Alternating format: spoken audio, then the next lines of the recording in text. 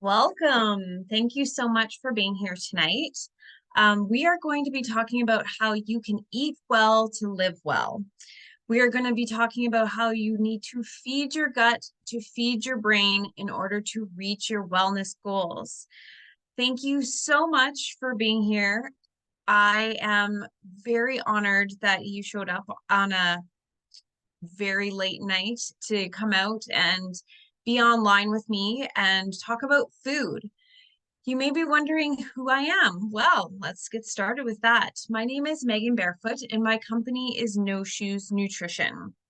I was a geologist for over 10 years downtown here in Calgary. I am a wife and a mom, and that is really what changed the direction of my life was becoming a mom. And when I had my very awesome daughters, life was good. Everything was going really well. But my second baby, as soon as we started giving her solid food, her guts stopped working. We were putting food in, but nothing was coming out. And my very, very happy, beautiful, bouncing baby girl was no longer happy. And it rocked our world. We started going and trying to find ways to help her. We took her to the doctors. We tried different foods. Things were not working. Of course, the first food that they told us to give her was pablum, which of course is very processed cereal grains. And we quickly realized that it was fortified with iron, which I know now is very constipating. And all of these things added up to my daughter being severely constipated. And what did they tell us to do? They gave us a stool softener called Restorelax, which is not dosed for little tiny babies. So if we gave her too much, it was a total mess. If we didn't give her enough, she was in pain. So the calming thing they said is don't worry, don't worry, don't worry. It should work itself out by the time she's 6 to 8 years old. That was what was supposed to like make us feel better. That didn't obviously make me as a mom feel very good. I didn't want my daughter to have to live with this kind of issue for 6 to 8 years. And how did they know it was 6 to 8 years? Well, apparently this is pretty common with little babies. So, but don't change her food. That can't be the problem. That's what they told me. I somewhere in my own like intuition, my mom intuition, I knew that there was something more to this, and I started doing my own research. So I have a Bachelor of Science, and I went and I started doing research and looking at as much of the journals that I could find that on nutrition and gut health, and I became obsessed. And ask Robin about this later from the Lymph Balance Center here. She knows I am 100% obsessed with guts and with the microbiome, little bitty baby bugs that live in your gut, and they can help you or hinder you depending on how you feed yourself. So this started my big long journey into nutrition, and I became a certified holistic nutrition consultant. I became a certified health coach, and I worked with Dr. Natasha Campbell McBride to become certified in the GAPS protocol. And now I call myself a GAPS practitioner. GAPS is gut and psychology physiology syndrome, which was discovered by Dr. Natasha Campbell McBride. And some of the pictures and illustrations you see in this presentation have been duplicated from her work with permission. So one of my favorite quotes is, "The road to health is paved with good intestines." I truly believe, and I hope that after this talk, you will start to believe, maybe even truly believe, that the root of all evil in our health begins in our guts. And if we can take care of our guts, we'll lower inflammation, we'll have less aches and pains, our blood sugar will stabilize, our lymph systems will start to stabilize because that inflammation comes down. So then there is less dis-ease in the body. So let's talk about this gut-brain connection. We know, we've always been told this is our brain. It's in our head. This is the brain that controls everything. But now what we've discovered is that we actually have a second brain. And our second brain is right down here in our guts. It is called our enteric nervous system. This is our central nervous system. We also have a peripheral nervous system that comes off our central nervous system. What we've learned from the research is that your brain has influence on your motility, or how fast or slow things move through your gut. The secretions that are secreted into your for digestion in your gut, and how nutrients are delivered throughout the body. It also, believe it or not, has a direct influence on your microbial balance. All the microbiome that lives in your gut is also influenced by your brain. That means that when you're under high levels of stress, your brain has influence on what lives or dies and what flourishes and what gets killed off in your gut. Now, our gut, believe it or not, also has influence on our brain. So more neurotransmitters are made in your gut. Neurotransmitters include things like serotonin, dopamine, GABA. Those are the chemicals. They're not quite hormones. They're neurotransmitters that affect our mood, our motivation, how we can calm ourselves down, or anxiety, depression, if you want to go on the opposite side of it. It also has an influence on how we handle stress in our lives. So we feel the stress up here. We feel that, cortisol rise, that adrenaline pumping, but we actually have a lot going on in our gut at the same time. And also our gut has an influence on our mood as well as our behavior. And I find this very prevalent, and the GAPS protocol does focus a lot on children, because we're seeing a lot more behavioral issues with ADD, ADHD, hyperactivity, things like that. And we're learning that the gut has a huge influence on how our brain responds and how we react to things in our lives. So what is our second brain? I touched on this a little bit. So our first brain, of course, is our brain and spinal cord. That's our central nervous system. Then off of that, we have all the nerves that come to the peripheral parts of our body, called the peripheral nervous system. Our gastrointestinal system is called our enteric nervous system. So this is our first brain from now on, and this is our second brain from now on. So you might be thinking, like, why would we have a second brain? Why would we need that? And you've probably all experienced a reaction from your second brain called your gut reactions. Like when something happens and immediately you feel like, oh, that just hit me like a brick of walls, like someone just punched me in the stomach. That's your gut talking to you. And the main reason we have a highly nerve-rich gut nervous system is to listen to our gut bugs, the microbiome that lives there. It was put and developed by Mother Nature, whoever. We evolved to have this very sensitive gut in order to listen to what is going on in there. And you have to remember that the gut, the tube that's going right down the middle of you, is still the outside of your body. So everyone gets kind of grossed out. Oh, I have all these bacteria living inside of me. But really, they're still outside of you. Think of yourself like a donut, okay? This is the outside of you out here, and this tube going right through you is also the outside of you. Only what gets absorbed through that tube into your systems goes into your body and will add to your health or take away from your health.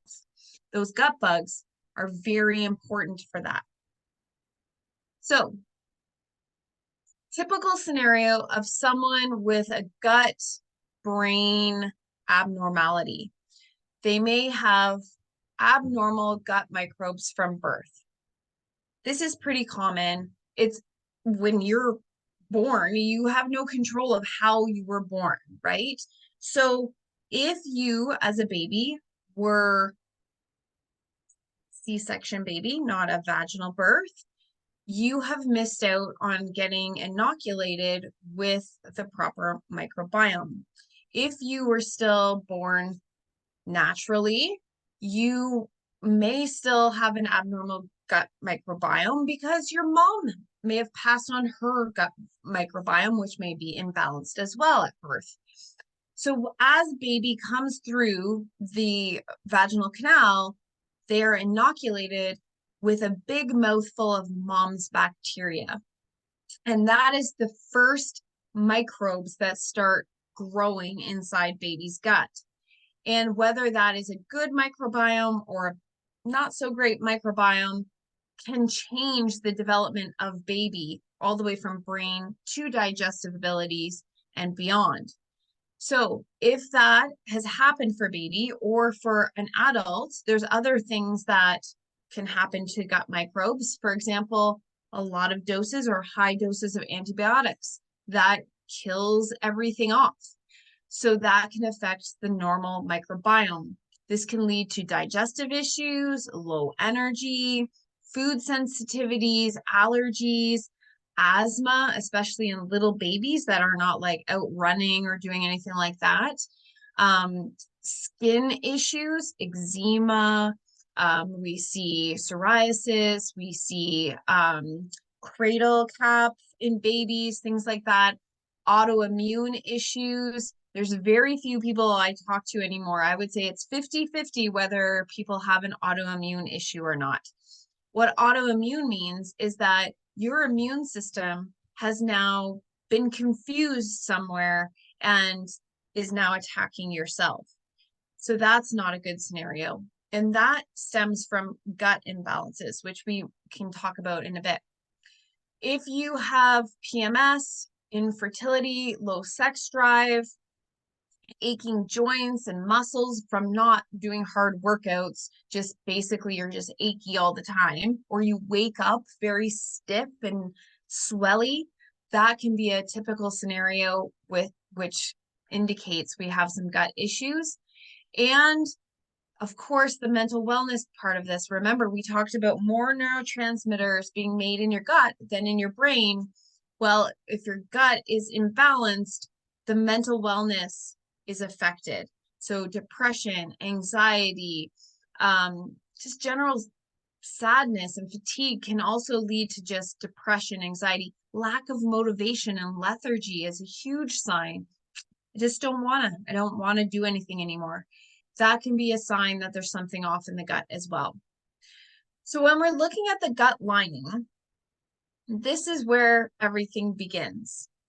The gut lining is not, and all the way through your gut, for example, is not like a water pipe in your house. It's not this nice plasticized, clean, smooth layer of tissue going through you. Think of your gut lining as being carpeted. And each one of these little villi here is like a little pile on the carpet. And each one of those villi is lined with cells, a single layer of cells called enterocytes. And that is the protection you have from the food that is going into your body. Think of your skin.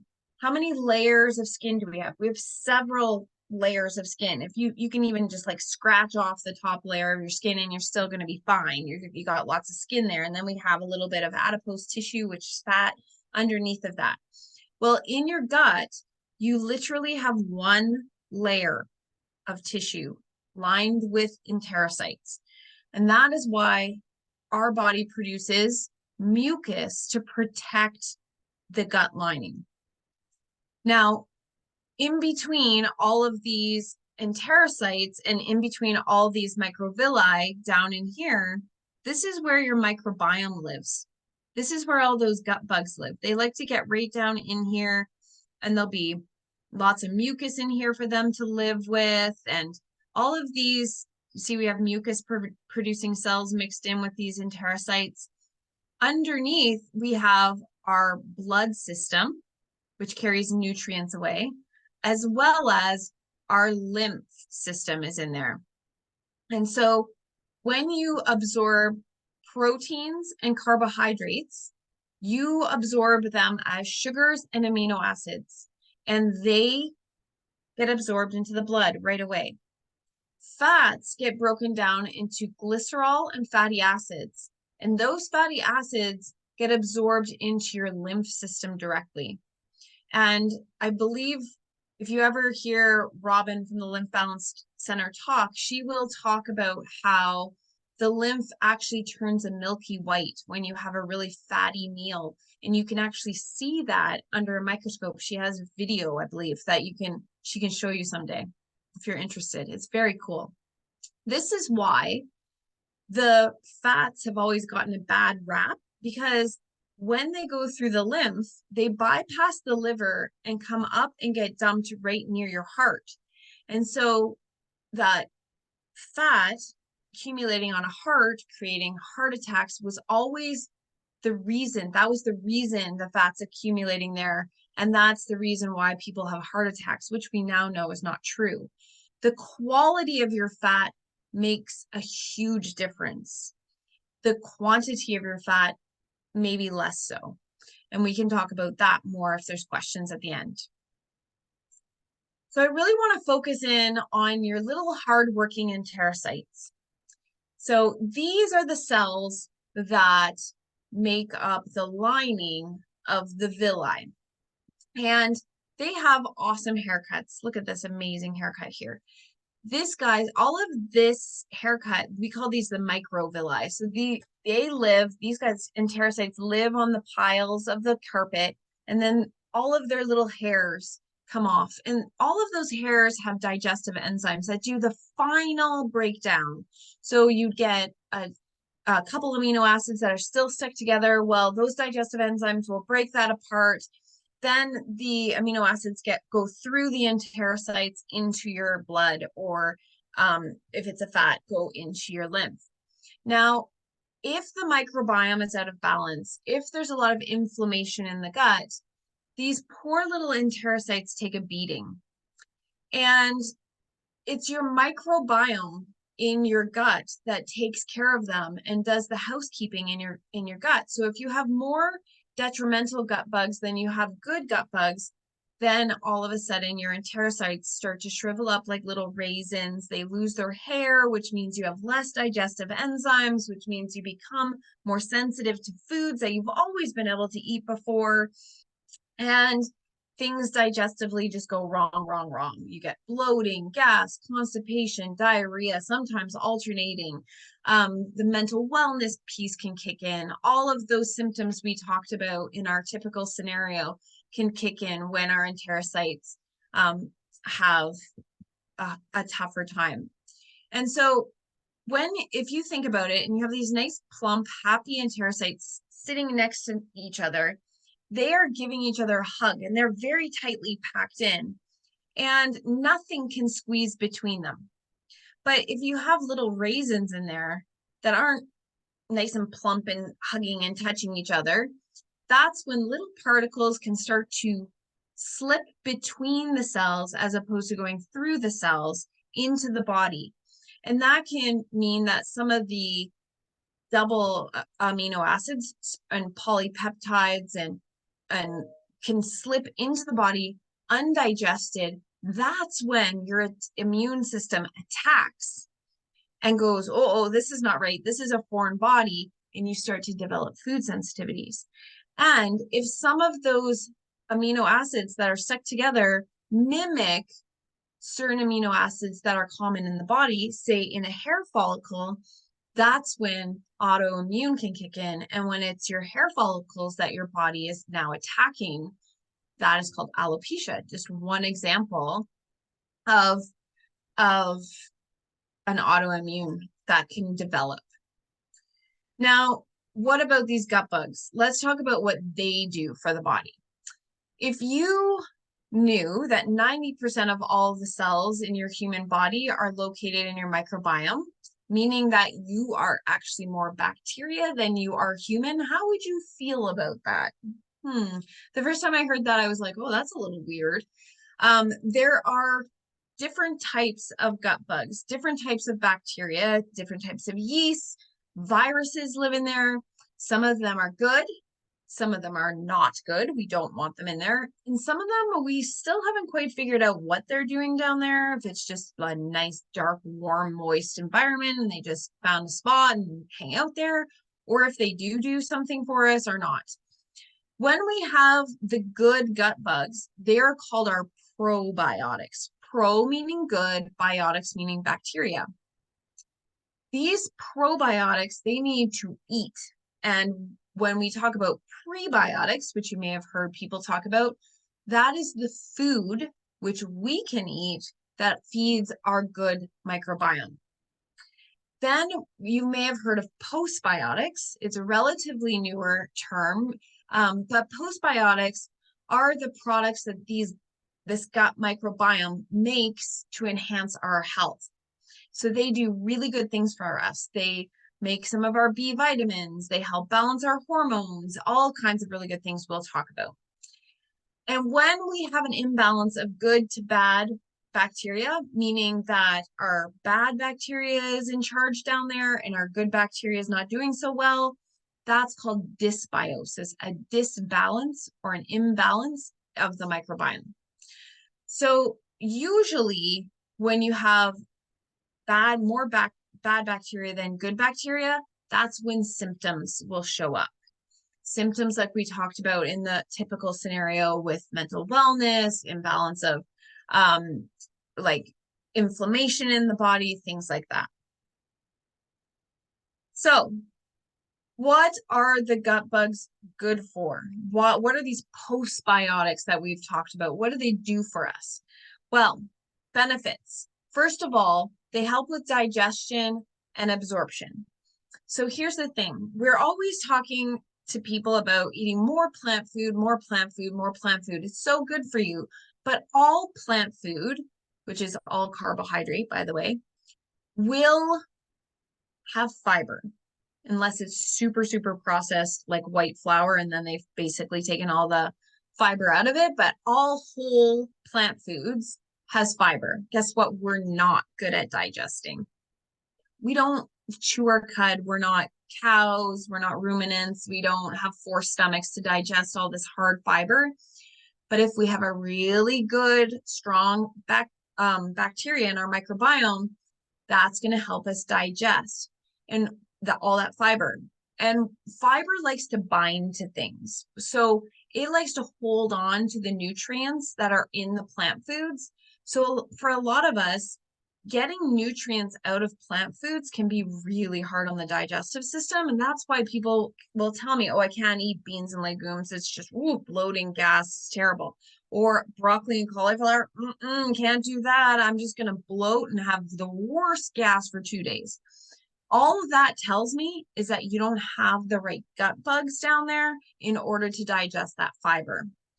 So if you can't digest the fiber, you can't digest the nutrients off the fiber, then you can't absorb them into the body. So the gut bugs really help us get the digestion done so that we can get more nutrients absorbed. Second of all, like I said, all of those fibers like to bind to things. So by eating the prebiotic fibers, we are going to have better detoxification because the fiber, as it's going through, will pick up any toxins that also come in with the food or that are already in the body. So for example, if your body is trying to get rid of excess hormones or balance the blood sugar or get rid of cholesterol, things like that, this is why if you have high cholesterol, they tell you to eat oatmeal, which drives me crazy because oatmeal should be high in fiber, but most people are eating the very refined oatmeal that doesn't have a lot of fiber. Whole nother tangent. I could go on for days about these kinds of things. But what the fiber and the gut bugs do will help the detoxification process. They help break down toxins. That fiber picks it up, carries it out of the body in your stool. These gut bugs also produce amazing vitamins for us. There are a whole bunch of B vitamins, which we desperately need for our mental wellness, as well as energy levels. that the microbiome naturally produce, and we can absorb it very easily. Also, vitamin K, which we need for our blood thinning and thickening, which is kind of interesting because if your blood is too thin, vitamin K will thicken it up. If it's too thick, it will thin it out. Very cool. Hormone production and neurotransmitter production. So some of these gut bugs will help give signals to the body on what hormones are going out, what hormones are low, the neurotransmitters. These gut bugs actually help us make the neurotransmitters in our gut, which then get absorbed into the body and we can use for our mental wellness. Immune support. This is huge. This is where the enteric nervous system and the immune system and the gut bugs all work together to give signals to the whole body on what is happening, what is coming in, what is going out. The good gut bugs will actually signal to our immune cells if there's a problem. Ooh, there's a pathogen on this food. We need to take care of it. Make sure the immune system knows, or there's toxins. If you get food poisoning often, there's likely two reasons for that. One, you don't have enough stomach acid, which we need to talk about. And number two, your microbiome is not balanced properly and your immune system is getting caught off guard. So food poisoning can react in two different ways. You can either come out this way or it can come out that way. But either way, your body will purge. Your immune system will signal that a purge needs to happen, and that usually will help clear everything out, but you will feel pretty crappy for a couple of days. If you have a strong microbiome and strong stomach acid, that shouldn't happen. Things should get killed off in the body. You should be able to take care of it. So why is all of this important? Did you know what you eat and drink matters? And you can get blood and urine analysis, and you can figure out what needs to be done in order to balance all of this. This is some foods and things that can affect blood and urine analysis. For example, a big workout can put protein in the urine, and that can throw things off. So if you're going for a urine test or a blood test, all of these things can be affected. And your health levels, like as the doctor measures them, can be affected by those things. If you have some over-the-counter medications, that affects your microbiome. Your microbiome is working overtime, and you can have false positives for drugs and false readings for high sugar levels and things like that, just from taking some over-the-counter medications.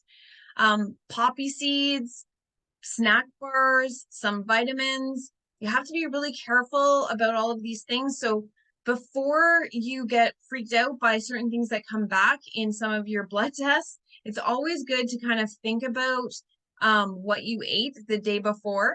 High sodium levels, for example, increase blood pressure. So if you have a really salty meal and then the next day you're going to the doctor's and you have a blood pressure test and it's crazy out of whack, that can be part of the problem. A healthy microbiome can help make sure that that doesn't happen. And high fats in the diet also, when I say high fats, I'm saying like fatty foods, like deep fried foods and things like that.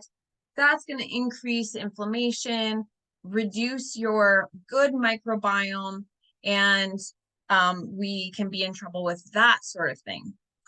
So what can we do about it? Well, we need to start eating gut-soothing foods.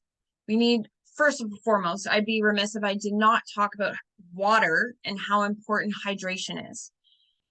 Every single day, I doubt anybody doesn't think about washing, going for a shower, going for a bath, washing your face, washing your pits, whatever. We're probably washing the outside of our body every single day. We wash our hands constantly. But we never think about washing or pushing water through the inside of our body. We need to clean that out. We need a good flush. We need to hydrate the body. We need to make sure that the fluids are getting into our tissues. And how do we do that? We can make meat and bones and fish stocks that are very hydrating, very nourishing, and very soothing for the gut lining. So if you have a lot of inflammation in the gut, those bone, meat, and fish stocks are very soothing. They're high in collagen and they're very, very high in nutrients that are very easy to absorb through an inflamed gut. Healthy fats have to be key. Things like olive oil, coconut oil, and even butter. Butter gets a really bad rap, but it has some amazing acids in it that are very important for our gut microbiome balance. Same with coconut oil. Coconut oil has caprylic and lauric acid in it, which kill bad gut bugs, but allow the good gut bugs to survive and lubricates the intestinal system as well. So if we take our soups, our like meat, bone, and fish stocks, and we make those into, mix them with some vegetables and some herbs like ginger and onion and garlic, you're going to get so much nutrition into your body. It's amazing. Then you add some herbal teas like ginger, mint, chamomile, tiny bit of honey. Yes, I said it. Honey is not a bad thing. It actually has some antimicrobial properties. We want to make sure that we're using raw honey, not the pasteurized honey. And we want to avoid inflammatory foods like white sugar and processed foods and deep fried foods and things with bad fats, like the heavy processed fats. And then what comes next? We must feed the good gut bugs. So fiber and ferments. And so I've talked a lot about prebiotic fibers. So every fiber you eat is not a prebiotic fiber, but it's all good. So don't worry about distinguishing them. But if you would like to know what some prebiotic fibers are, dandelion greens are fantastic. Artichoke, garlic, and onions, if you can eat them raw, even better, because garlic and onions actually help kill bad gut bugs, while their fiber actually helps feed the good gut bugs. Leeks, asparagus, green bananas. So when you eat your bananas, you know how bananas come, they're green and then they turn a little bit more yellow and then they get really yellow and then they start to turn brown. Well, during that process, the fiber in the banana is actually breaking down into sugars. So the banana gets sweeter and sweeter and sweeter, which is why when you should grab your bananas when they're greener, eat them, you'll have more prebiotic fiber. And then when they get really yellow and brown, you want to keep them and use them as a sweetener in like banana bread or muffins and things like that, as opposed to the white sugar, because they're sweeter at that point. Apples have a special fiber in it called pectin, which is amazing. My grandma used to say, and I'm sure you guys have heard this before, an apple a day keeps the doctor away. And I don't know if grandma actually even knew what they were talking about back then, but here's the thing, apples are amazing. And yes, an apple a day is an amazing kind of snack to just easy. Mother Nature packaged it perfectly for us. You just take it and eat it. Konjac root. This is one that I don't know if everybody's heard of yet, but it's getting more and more popular because konjac root is like a potato, but they make noodles and rice substitutes out of it for people with blood sugar balances, because konjac is actually very low in sugars and carbohydrates. And so they can make these noodles that are literally super easy. They're wash, throw them in your sauce, mix them up. Great, easy additions to any meal. They make them like rice, they make them like spaghetti, linguine, all kinds of things. And I particularly love them. But the fiber in the konjac root is amazing for feeding gut bugs. Then we have flaxseed, himica, seaweed, and cacao, which stay tuned for the light balance fall classes because I will definitely be doing another chocolate class where you can come into the Lymph Balance Center and learn about how to make raw chocolate, which can have no sugar to a little bit of honey in it. And you can eat that and feed your body and add certain, superfoods to it in order to get some of these prebiotic fibers. Once we get the prebiotics in there, and there's lots of really good, food there for the gut bugs, then we need to add more gut bugs. And people will tell me all the time, well, I take a probiotic. So you take this little probiotic pill, which they say has 50 colony forming units. So it's always in CFUs, 50 billion CFUs. That means colony forming units.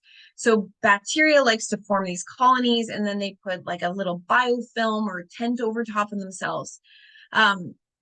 These little pills are like putting a cup of bleach in the ocean and saying, I'm cleaning it up. I'm helping to clean that ocean up. If you start adding fermented food to your diet on a daily basis and potentially even several times a day, you will start to see the benefits way sooner. I've seen several research papers that talk about how having these fermented foods, 1 jar of sauerkraut equates to like 16 jars of probiotics. They compare them. There's so much more bacteria in your fermented foods. And if you can get to the point where you're ready to be able to ferment in your own home, which we also have fermentation classes at the Lymph Balance Center,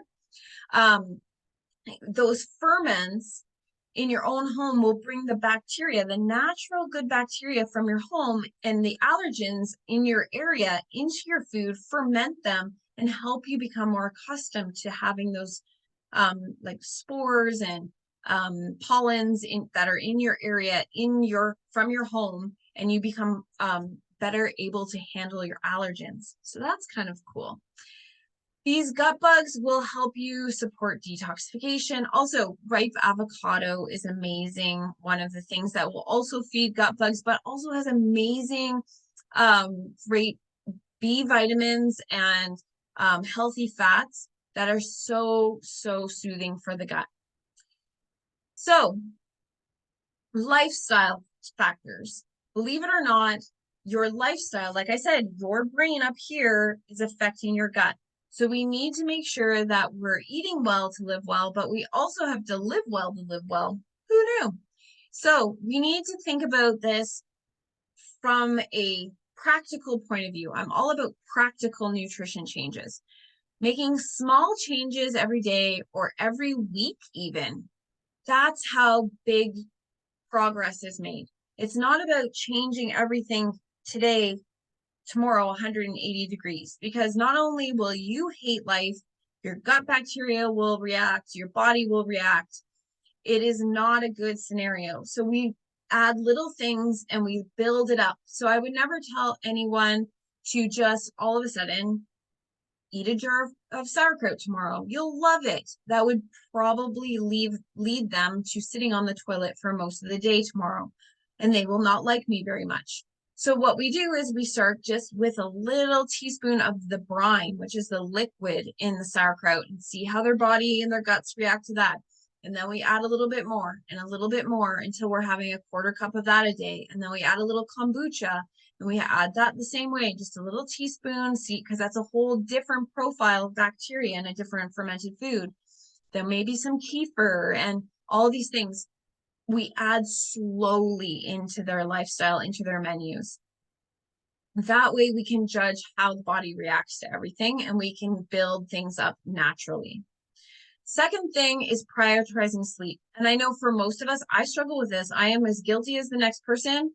My kids go to bed and I'm like, oh, I just have some time to myself. And then all of a sudden it's midnight and I have to wake up for 6 o'clock or 7 o'clock the next morning, and I didn't get enough sleep. It's really important to prioritize sleep, can be consistent with it, work on quality, work on your sleep routine. Most of us who are moms, we know how important a sleep routine is for our little ones. But like, honestly, I didn't know anything about a sleep routine until I was learning how to help my child learn to sleep through the night. That's when I was like, well, what's my sleep routine? And going through the same routine to signal the body that it's time for sleep can help with that circadian rhythm. And guess what? Your gut bugs also live on your circadian rhythm. So if your sleep is all over the place, your guts may be all over the place too. Think about when you travel, for instance. You go on an airplane, you change time zones, even a couple hours. Like when I fly to Ontario, my gut is off for a few days and I have my sleep is off for a few days. And then a week later, I'm coming back and it's off again. So sleep is more important than we give it credit for so many things.